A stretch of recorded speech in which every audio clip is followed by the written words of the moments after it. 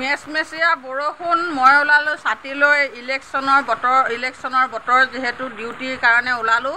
বিনা পইচাত ডিউটি কৰিব লাগে। প্ৰতি বছৰে আমি ডিউটি কৰোঁ আৰু ইলেকশ্যনৰ কামবিলাকত আমাক সুন্দৰকৈ খটুৱাই, কিন্তু আমি এটকাও নাপাওঁ। মানে বছৰটোত কিবা এটা দিয়েগৈ, এইটো হিচাপত আমি মিলালে বেয়া পাওঁ। গতিকে আমাক যেনেদৰে প্ৰতিটো কামৰ অন্য চাকৰিয়ালবিলাকে বা অন্য মানৱ সেৱা কৰাবিলাকে কিবা এটা পায়, আমাকো তেনেদৰে কিবা এটা যদি টোপ দি থাকিলেহেঁতেন আমি নথৈ সুখী হ'লোহেঁতেন। বাৰু যাই কি নহওক, বৰষুণ দিছে, ছাতি তাতি লৈ লৈছোঁ, উপায় নাই।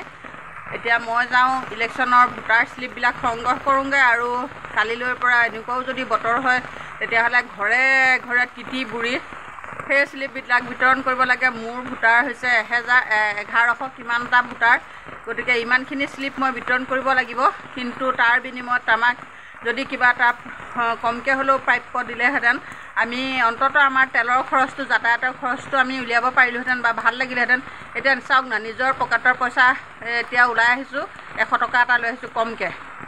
20 টকা গাড়ী ভাড়া লাগিবই।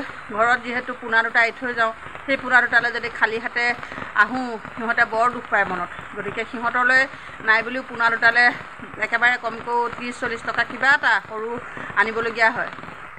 ঘৰৰ পৰা ওলাই গ'লে আপোনালোকে জানে 100 টকাৰ তলত একো নহয়। গতিকে আমাক সেই 100 টকাটো আজিয়ে নহয়, আমি আজি গৈছোঁ 100 টকা, কালিলৈ পৰহিলৈ এইবোৰ বিতৰণৰ নামত যাতায়াতী খৰচ আছেই। গতিকে ইমান পকেটৰ পৰা খৰচ কৰি যদি আমি আমাৰ কাম কৰোঁ, আমাৰ সেই পইচাকেইটাৰে আমি কেনেকৈ চলিম কওক না। আপোনালোকে সকলোৱে ভিডিঅ'বোৰ চাব আৰু আপোনালোকে চাই আপোনালোকে নিজে অন্ততঃ অনুভৱ কৰিব আমি কেনেকুৱা ধৰণৰ কষ্টত কাম কৰোঁ। সেইকাৰণে আপোনালোকক ভিডিঅ'বোৰৰ জৰিয়তে আমাৰ কামবিলাক দেখুৱাই গৈছোঁ আৰু চাই যাব আপোনালোকে। একেবাৰে সাংঘাতিক পৰিস্থিতি আৰু দেই, একেবাৰে ক'তো অংগনবাদী নহ'লে কাম নচলে। ইমান এটা মহৎ কাম ইলেকশ্যন, য'ত নেকি ভাৰত সংবিধানৰ বিষয় কথা হয়নে, গতিকে এই বিষয়টোত আমি জড়িত হৈ আছোঁ। কিন্তু আমাক দিবলৈ পইচা নাই। গোটেই অল ইণ্ডিয়াত যিমান চাকৰি আছে চবকে পইচা দিবলৈ আছে।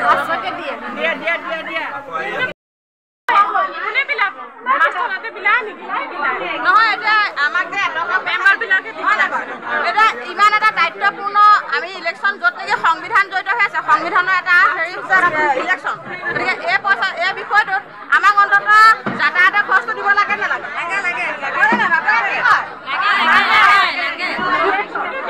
এতিয়া আমাৰ আজি আহোঁতেনে খৰচ হৈছে 100 টকা, আৰু আঁতৰ পৰা অহাখিনি 200-300লৈকে খৰচ আৰু আজি আমি আহিছোঁ অকল কাগজ নিবলৈ, আৰু 3 দিন আমাৰ বিতৰণ আছে। সেইখিনি আমি ঘৰে ঘৰে গৈ দিব লাগিব, আৰু যাতায়াতৰ খৰচৰ নামত আমাক কিবা এটা দিব লাগে নালাগে? গোটেই বছৰটোত কাম কৰোঁ, মাত্ৰ কিবা এটা আমাক মাননি দিয়ে গোটেই বছৰটো ইলেকশ্যনৰ নামত। কিন্তু আমাক অইনবিলাকে প্ৰতিটো কাম কৰে, প্ৰতিটো পইচা পায়, আমি নাপাওঁ হয়নে? গতিকে আমাৰ এই বিষয়টো ৰাইজলৈ আগবঢ়াইছোঁ। ৰাইজে ভিডিঅ'টো চাবই, সকলোৱে চাই, কাৰণ 63,000-75,000 মানুহে ভিডিঅ' চায়। গতিকে আপোনালোকে বিবেচনা কৰিব আমাক কিমানলৈকে খটুৱাই আছে, আৰু আমাক পইচা নামত শূন্য, মানে আমি একো নাপাওঁ। কষ্টৰ বিনিময়ত কষ্টই কৰি আছোঁ, গতিকে জীৱন কষ্ট কৰি আছোঁ, তাৰ বিনিময়ত আমি শূন্যতা পাই গৈ আছোঁ। ফাইনেলি লিষ্ট লৈ ওলাই আহিলোঁ। এয়া দেখিছেনে, হেৰি ৰাতিপুৱা এতিয়া 11টামান 11:30 বজাত ওলাই আহিছোঁ, আৰু এতিয়া এয়া 2:30 বাজিলে। গোটেই দিনটোৱে প্ৰায় গুচি গ'ল। সেয়া লিষ্টবিলাক লৈ ওলাই আহিছোঁ। আকৌ এইবিলাক নি পেলাই ঘৰে ঘৰে দিব লাগিব, গোটেই শ্লিপবিলাক বিতৰণ কৰিব লাগিব। আৰু হয়গৈনে নহয়গৈ নাজানো, তথাপিতো আমি আমাৰ কাম কৰি যাম বাৰু। যেনেকৈ কৰিব লাগে তেনেকৈ কৰি যাম। সেয়া আমাৰ শাস্তি কষ্ট।